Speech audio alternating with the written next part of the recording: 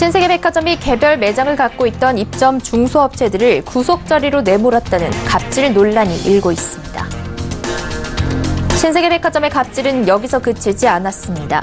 중소업체들이 지방점이나 신설점에 입점을 하지 않으려고 할 경우 페널티를 부과했다는 의혹이 일고 있습니다. 신세계그룹은 지난해부터 부쩍 상생을 강조해왔는데요. 앞선 내용들이 알려지면서 이런 목소리가 헛구호에 그치는 것이 아니냐는 지적이 나옵니다. 앞으로는 금융사가 가입자의 돈에서 떼가는 수수료까지 포함한 실질 수익률을 고객에게 알려줍니다. 뉴스플러스 잠시 후 뵙겠습니다.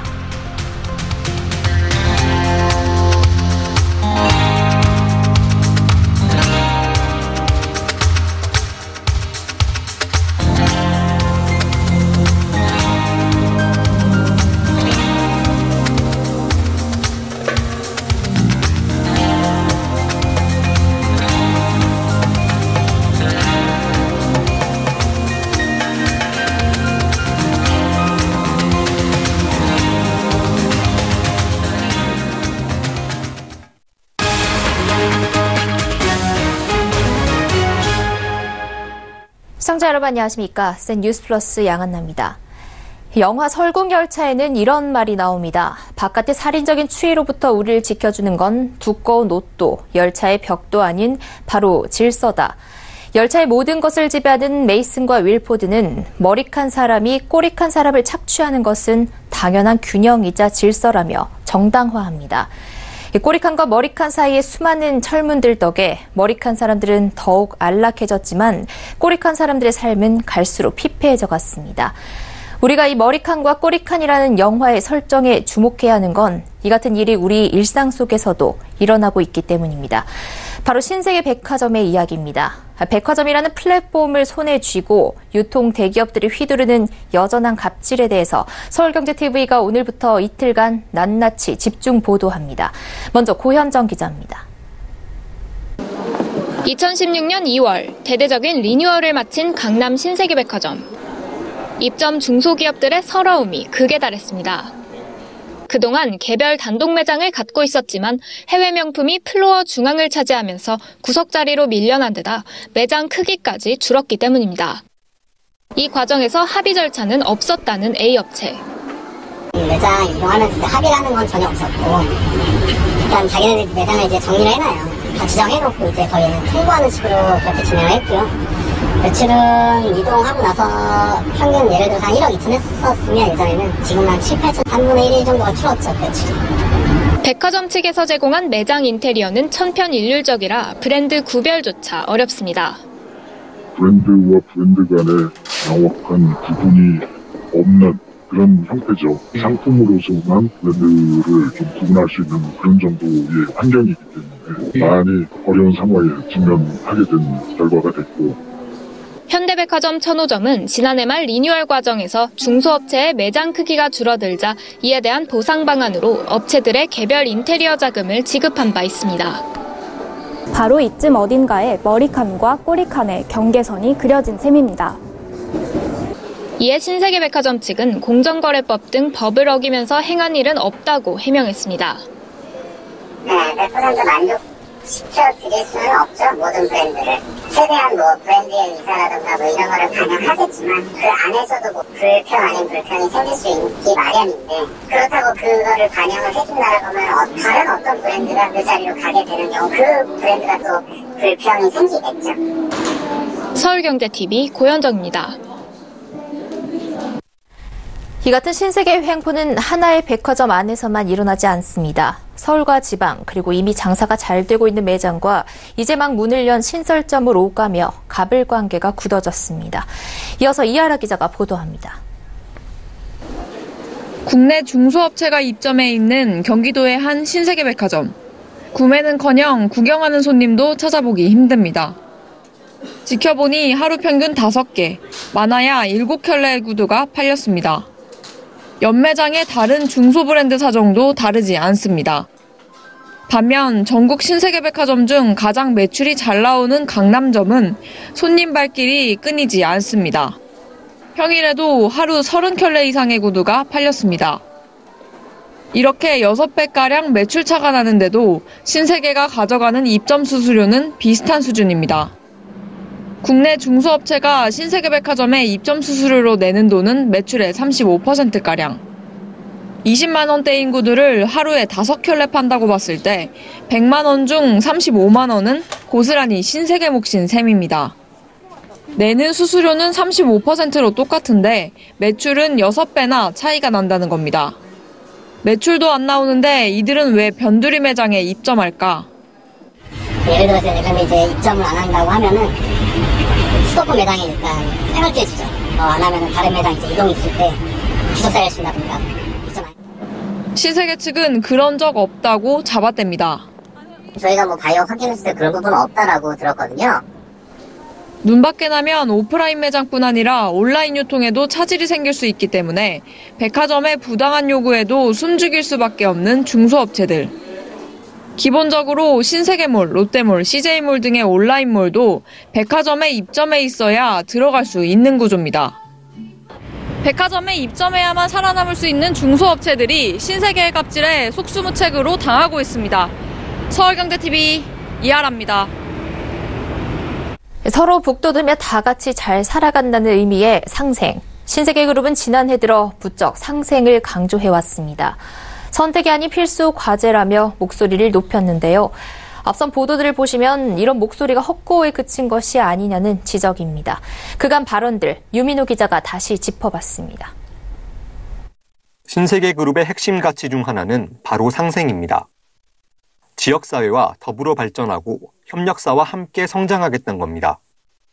지난해 5월 장재영 신세계백화점 대표이사는 공정거래위원회가 주최한 유통업계 간담회에서 상생은 선택이 아니라 반드시 해야 하는 과제라고 목소리를 높였습니다. 아울러 장 대표는 미래를 내다보는 상생 협력을 강조했습니다. 신세계그룹을 이끄는 정용진 부회장도 상생 행보에 열심입니다. 문재인 정부가 내세우는 공정경제에 대한 화답으로 풀이됩니다. 정 부회장은 지난해 6월 김동연 당시 경제부총리와 만난 자리에서 전통시장을 활성화하고 중소협력업체들을 지원하기 위한 카드를 꺼냈습니다. 수장깔이 나서 상생을 외치지만 헛구에 그쳤다는 지적이 나옵니다. 판촉연사 인건비를 입점업체에 떠넘기는 관행은 이어졌고 입점 중소업체에 부과하는 높은 수수료 정책 역시 변하지 않았습니다. 제가 알기로는 뭐 롯데, 현대에 비해서 저희가 크게 높은 수준은 아닌 걸로 알고 있어서 그거에 대해서 뭐 수수료를 더 낮춰야 된다. 이런 거는 아닌 것 같아요. 서울경제TV 유민호입니다. 지난달 서울경제TV는 보험상품 수수료의 문제점을 3회에 걸쳐 집중 보도해드린 바 있습니다. 보험사가 가입자에게서 떼가는 돈이 적지 않고 보험사마다 수수료도 천차만별인데 소비자들이 이를 제대로 알고 가입하기 어렵다는 문제였습니다. 금융당국이 이 같은 문제점을 해결하기 위해 금융상품의 수익률 공개 방식을 새로 바꾸기로 했습니다. 정은규 기자입니다. 앞으로 펀드나 보험상품 가입자는 금융회사가 떼어가는 수수료나 인건비를 제외한 실질 수익률을 안내받을 수 있습니다. 금융감독원은 이런 내용의 금융소비자 중심의 실질 수익률 제공 방안을 발표했습니다. 가입자는 수수료나 사업비, 적립률 등 어려운 용어에 고생할 필요 없이 내 원금이 얼마가 됐는지 쉽게 알 수 있게 되는 겁니다. 지금도 금융사들이 고객에게 다양한 정보를 제공하지만 가입자가 자료를 보고 수익률이나 내가 낸 수수료를 알아내기 어렵고 이마저도 회사마다 양식이 제각각입니다. 예를 들어 보험료 100만 원에 10만 원의 수수료를 떼는 변액보험의 적립액이 100만 원이 됐다고 가정하면 지금의 고객 수익률은 10%가 넘습니다. 하지만 앞으로는 고객의 원금과 현재 가치만 비교해 수익률 0%로 표시해야 합니다. 펀드도 판매 수수료나 각종 보수 등을 제하고 난 후에 실질적인 수익률을 제공해야 합니다. 지금까지는 펀드나 변액보험 모두 소비자가 투자한 원금 대비 수익률을 계산하지 않고 각종 수수료를 제한 후에 투자한 금액 대비 수익률을 계산해왔습니다. 이러다 보니 명목 수익률이 5%가 넘어도 실질적인 투자 원금 대비 수익률은 마이너스인 경우도 허다했습니다. 이같이 소비자를 오인하게 할 수 있는 수익률 공표 방식을 뜯어 고치겠다는 게 당국의 방침입니다. 변경된 수익률 제공 방식은 올해 12월 31일부터 적용됩니다. 서울경제TV 정은규입니다.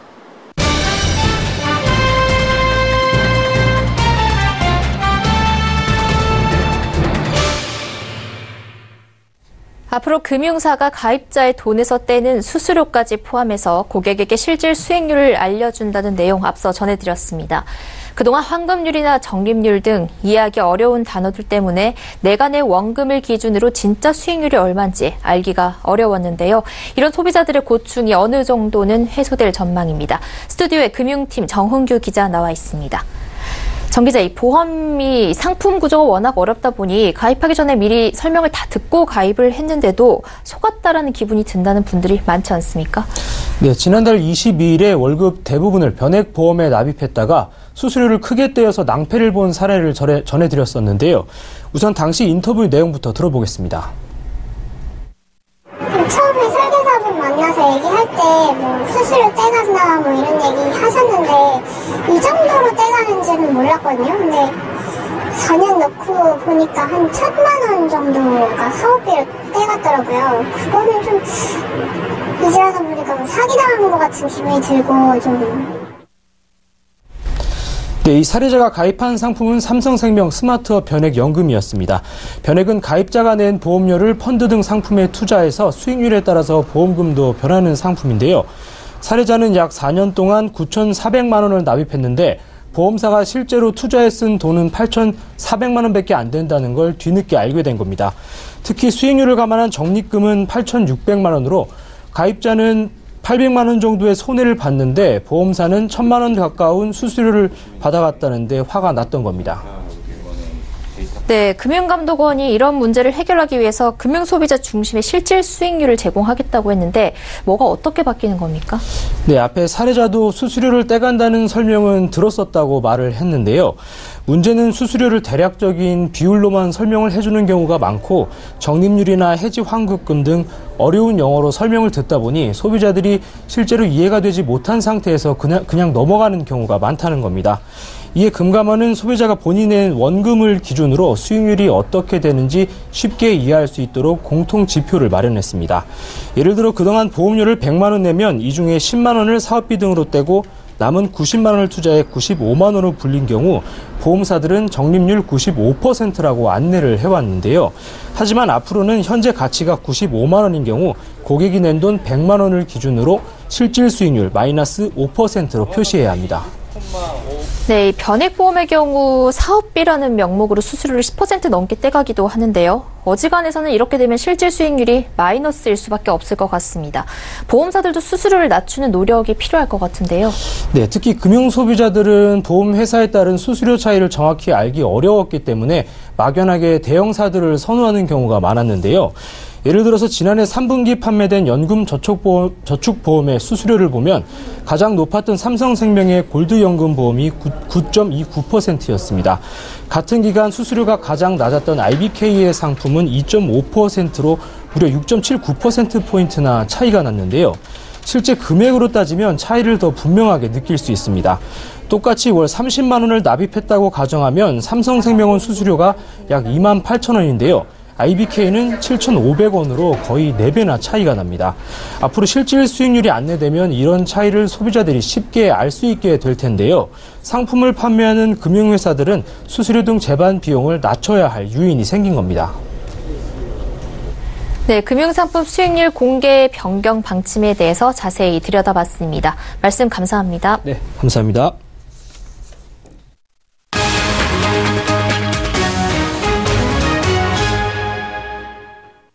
업체당 1,000만 원으로 제한된 개인의 투자 한도를 P2P 시장 전체에 대한 총 한도로 통합하는 방안이 추진됩니다.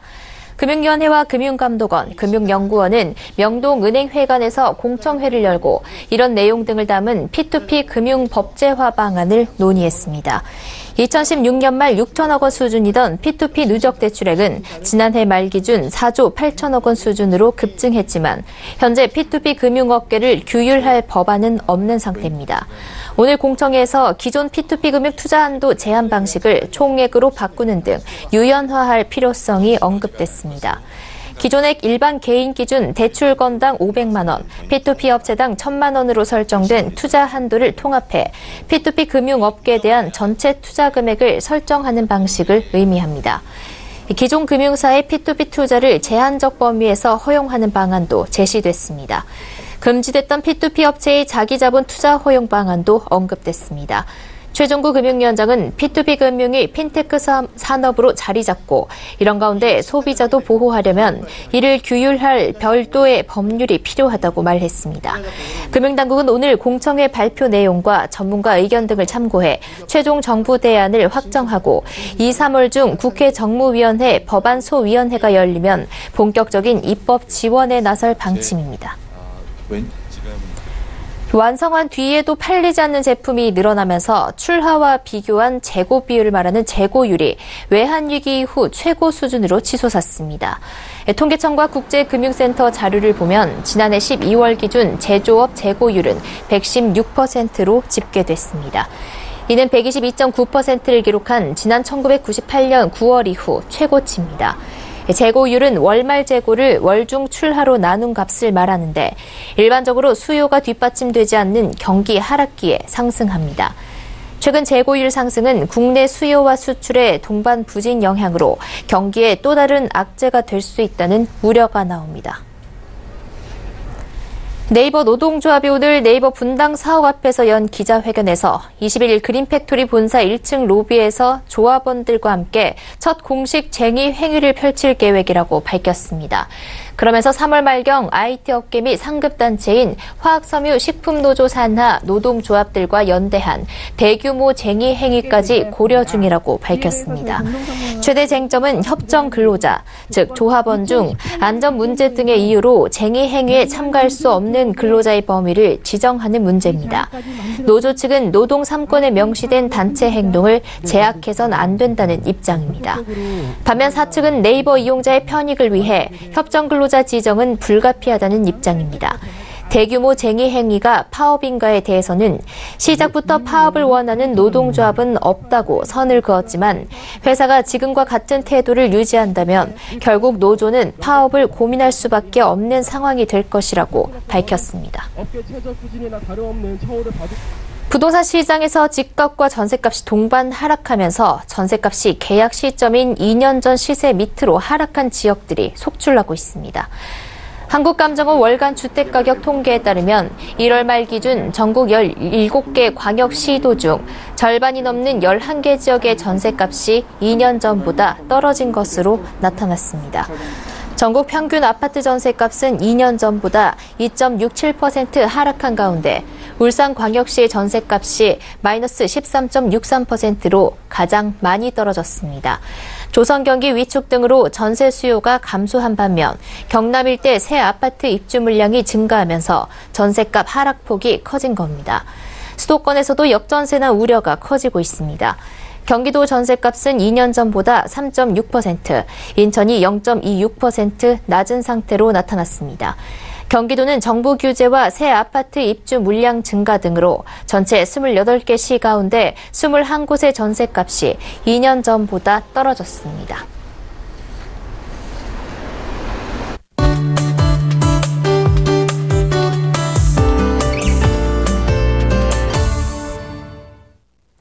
올해 새해 벽두부터 전 세계적으로 극심한 기상재해 때문에 몸살을 앓고 있다고 합니다. 1월 초에 중부 유럽과 동유럽, 북유럽 등지에 강한 저기압에 동반된 폭풍과 폭설로 알프스 산맥에는 최고 3m 이상의 엄청난 폭설이 쏟아졌다고 합니다. 1m 이상 눈이 쌓인 보스니아는 전력 공급이 끊기면서 비상사태가 선포되기도 했습니다. 이런 극한 기상들이 발생하면서 많은 경제학자들은 이 기상재난이 경제에 큰 리스크가 될 것이라고 얘기하고 있는데요. 오늘은 기후변화와 경제 리스크에 대한 이야기 나눠보겠습니다. 네, 방기선 센터장님 안녕하세요. 네, 안녕하세요. 네, 이 앞서 얘기한 유럽 지역에 3m가 넘게 폭설이 내렸다는 게 쉽게 상상이 가지 않는데요. 저도 그렇습니다. 저도 본 적이 없거든요. 사실 3m의 눈이 쌓인다면 웬만한 개인주택은 다 파묻히고 말 것 같은데요. 한 가지 2004년 3월에 우리나라 중부지방으로 50cm의 폭설이 내리면서 경부고속도로가 하루 동안 막혔고 또 5천억 원의 재산 피해가 발생한 적이 있었거든요. 그러니까 3m라고 하면 정말 엄청난 폭설이라고 할 수가 있죠. 그런데 극한 기상 발생은 유럽뿐만 아니고 미국도 강타를 했습니다. 1월 중순부터 하순까지 미 북동부 지역을 혹한과 폭설이 강타했는데요. 미국 국립기상청이 공식적으로 미네소타주 인터내셔널 폴스가 영하 48도를 기록했다고 발표를 했고요. 무려 체감온도가 영하 62도까지 내려가면서 많은 사상자가 발생을 했는데요. 근데 재미있는 것은 말이죠. 중북부에 사는 미국인들 사이에는 워터 챌린지, 또 한파 인증이 유행했다고 합니다. 뜨거운 물을 공중에 확 뿌린 다음에 공중에서 곧장 얼어버리는 장면을 찍어 올리거나 젖은 긴 머리카락을 막 흔들면 바로 이상한 모습으로 얼어버리는 사진 등을 SNS에 올리는 붐이 불었다고 하죠. 네, 화면을 보니 정말 엄청난 추위가 느껴지는데요. 여기 남반구인 호주의 경우에는 오히려 폭염과 홍수로 엄청난 피해를 입었다고 하는데 도대체 왜 이렇게 올해 들어서 이런 이상 기상이 많이 발생을 하는 걸까요? 이게 이제 아무래도 지구 기온이 상승하는 지구 온난화 때문이라고 생각을 합니다.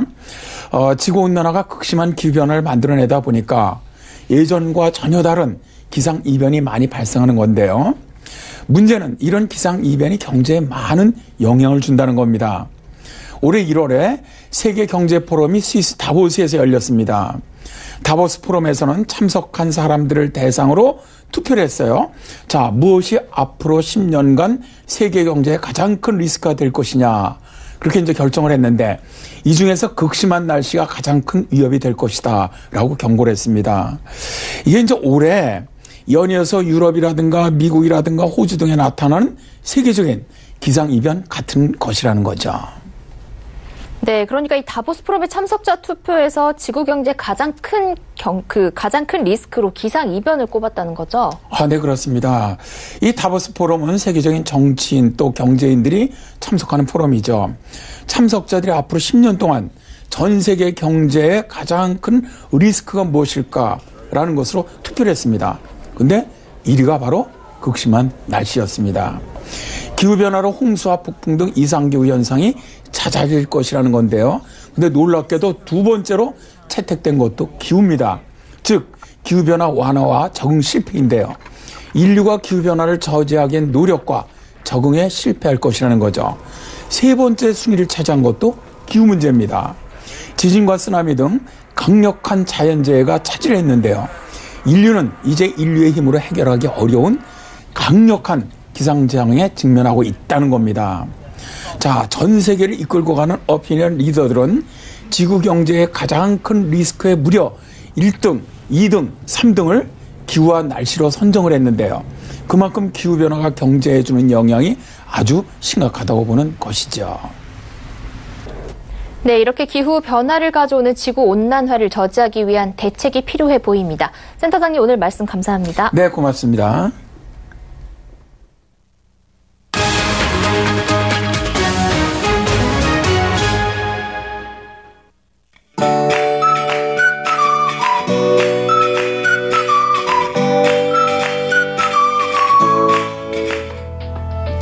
안녕하세요. K웨더 라이프스타일 예보 김단비입니다. 오늘 낮부터 영상의 기온을 회복하며 며칠간 계속됐던 추위가 한풀 꺾였습니다. 내일 아침은 오늘보다 4도가량 더 올라 영하 4도가 되겠고요. 낮 기온은 2도가량 더 올라 4도가 되겠습니다. 추위가 누그러졌지만 모레 아침까지는 평년 기온을 밑돌며 쌀쌀하겠습니다. 계속해서 건강에 유의하시기 바랍니다. 한편 내일은 대기가 탁한데 건조하기까지 합니다. 강원 영동을 제외한 전국의 먼지 농도 한때 나쁨 단계가 예상되고요. 서해안 일부 지역을 제외한 전국 대부분 지역에는 건조특보가 내려진 가운데 대기가 바짝 메말라 있습니다. 호흡기 건강에 주의하셔야겠고요. 각종 화재도 조심하시기 바랍니다. 현재 위성 영상 보시면 전국이 대체로 맑지만 제주도와 울릉도, 독도는 흐린 모습입니다. 내일은 중국 북부지방에서 확장하는 고기압의 영향을 받아 전국이 대체로 맑겠습니다. 다음은 자세한 지역별 날씨입니다. 중부지방은 새벽에서 아침 사이에 흐리고 산발적으로 눈발이 날리기도 하겠고요. 낮 기온은 3도에서 5도 분포를 보이겠습니다. 동해안 강릉과 울진의 아침 기온 영하 2도가 되겠고요. 한낮에는 속초 5도, 강릉은 6도까지 오르겠습니다. 남부지방 광주와 전주의 아침 기온 영하 4도가 되겠고요. 낮 기온은 광주와 대구 8도가 예상됩니다. 현재 동해 먼바다에는 풍랑특보가 내려진 가운데 동해는 물결이 최고 4m까지 매우 높게 일겠습니다. 항해나 조업하는 선박들은 각별히 주의하시기 바랍니다. 모레 낮부터 평년 기온을 회복하겠지만 당분간 아침에는 영하권의 추위가 계속되겠고요. 목요일에는 동해안에, 금요일에는 전국에 눈 또는 비가 내리겠습니다. 날씨였습니다. 센 뉴스 플러스 여기까지입니다. 시청해주신 여러분 고맙습니다.